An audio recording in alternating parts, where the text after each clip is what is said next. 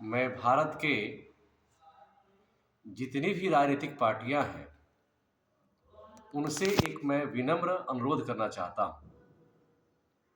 हमारे समाज के कोई भी कथावाचक, हमारे संस्कृति के कोई भी बढ़ावा देने वाला व्यक्ति या व्यक्तित्व जब अपने धर्म का विस्तार करता है, जब अपने धर्म के बारे में कुछ कहता है, जब वह सनातनी संस्कृति की बात करता है, तो पता नहीं क्यों भारत की लगभग राजनीतिक पार्टियां उसका विरोध करना प्रारंभ कर देती है। मैं आज एक बहुत ही महत्वपूर्ण बात उन सभी राजनीतिक पार्टियों के लिए कहना चाहता हूं कि यदि आप अपने अस्तित्व की रक्षा करना चाहते हैं तो आपको अपनी राजनीति को धर्मपूर्वक करना होगा। अर्थात आपको निर्धारित करना पड़ेगा कि आप कौन हैं। आप भारतीय हैं। भारतीय हैं तो भारतीय संविधान को स्वीकार करना पड़ेगा और भारतीय संविधान में हर धर्मावलंबी को, हर धर्म के मानने वाले को अपने अपने विचारों को प्रचार और प्रसार करने का अधिकार है। अभी मैंने यह महसूस किया कि हमारे गोपालगंज की धरती पर बागेश्वर सरकार जी आए थे, जिसमें कुछ खास पार्टी के लोगों ने बिना मतलब का बात कहना शुरू किया कि ये बीजेपी का एजेंडा है, फलना का एजेंडा है। अरे भाई, ये किसी का एजेंडा नहीं है, यह हमारे सनातनी संस्कृति को एकजुट करने का एजेंडा है। हम सब मिलकर रहना चाहते हैं। क्या आप सब जितनी पार्टियां हैं जो विरोध कर रही हैं, आप नहीं चाहते हैं कि हम सब मिलकर रहें? क्या आप नहीं चाहते हैं कि हमारे अंदर जो जातिवाद का जो दूरियां हैं वो आपस में मिट जाएं? ये तो आप भी चाहते हैं, ये तो हम भी चाहते हैं। अगर आपके काम को कोई आसान कर रहा है, हमारे समाज में समरसता का भाव पैदा कर रहा है, हमारे समाज में सारे सनातनी संस्कृतियों को एक करने का प्रयास कर रहा है, हमारे समाज में उसके माध्यम से अच्छा ज्ञान देने का प्रयास कर रहा है, यह विरोध क्यों?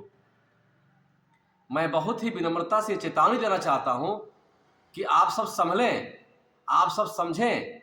यदि आप सब इसी प्रकार विरोध करते रहेंगे तो एक समय आएगा कि आपका अस्तित्व समाप्त हो जाएगा। और सही बात स्वीकार करने का प्रयास करें, अभ्यास करें। मैं आप सबसे पूछना चाहता हूं कि क्या औरंगजेब आतताई नहीं था? क्या उसने हमारे समाज में अपने धर्म की स्थापना करने के, धर्म नहीं, अपने संप्रदाय, अपने विचार को आगे बढ़ाने के लिए क्या गलत कार्य नहीं किया? क्या आपको नहीं मालूम है कि हमारे संस्कृति में पहले दिन में शादी विवाह हुआ करते थे, सारे मांगलिक कार्यक्रम दिन में हुआ करते थे? ऐसी कौन सी मजबूरी आ गई कि हमारे समाज के सभी लोग रात में तिलक करना, रात में विवाह करना प्रारंभ कर दिए? ऐसी कौन सी समस्या आ गई कि हमारे यहाँ गोदना प्रथा प्रारंभ हो गया? ऐसी कौन सी समस्या आ गई कि हमारे यहाँ जो है सो तो क्या कहते हैं, घूंघट प्रथा प्रारंभ हो गया? इन सारी कुरीतियों को जिसने बढ़ावा दिया, अगर उसका कहीं विरोध हो रहा है तो आप सब शांत भाव होकर के आत्ममंथन करें और अपने अस्तित्व की रक्षा भी करें। इसलिए राजनीति करते करते आप देशद्रोही मत बन जाएं, राजनीति करते करते आप संस्कार के विरोधी मत बन जाएं, राजनीति करते करते आप संस्कृति के विरोधी मत बन जाएं। मेरा कहना है कि ऐसा नहीं कि हम किसी जाति के हो सकते हैं, लेकिन जाति सूचक करके हम यही चाहते हैं कि कोई किसी व्यक्ति कोई जाति का हो, लेकिन हमारा सबसे पहले हम सनातनी हैं, सबसे पहले हम हिंदू हैं। और अगर एक हिंदू बलिष्ठ होता है तो समाज का हर प्राणी, चाहे वो सांप हो, चाहे चूहा हो, चाहे नेवला हो, चाहे हिंदू हो, चाहे मुस्लिम हो, चाहे सिख हो, चाहे ईसाई हो, सबके अस्तित्व की रक्षा होती है। क्योंकि हमारे धर्मों में हम तो सांप की पूजा करते हैं, हम तो पीपल की ही पूजा करते हैं, हम तो प्राणी मात्र की पूजा करते हैं। इसलिए हमारे बढ़ने से संसार के किसी व्यक्ति और किसी देश को कोई खतरा नहीं है। अतः आइए, इस आह्वान के साथ सारे पार्टियों को मैं नम्र निवेदन करता हूं कि इस प्रकार के विचार से बाहर निकलिए और आप भी इसमें सहयोग कीजिए और एक कुशल राजनीतिक का कार्य कीजिए और समाज में आप एक अच्छा शासक की भूमिका निभाइए, पथ प्रदर्शक की भूमिका निभाइए।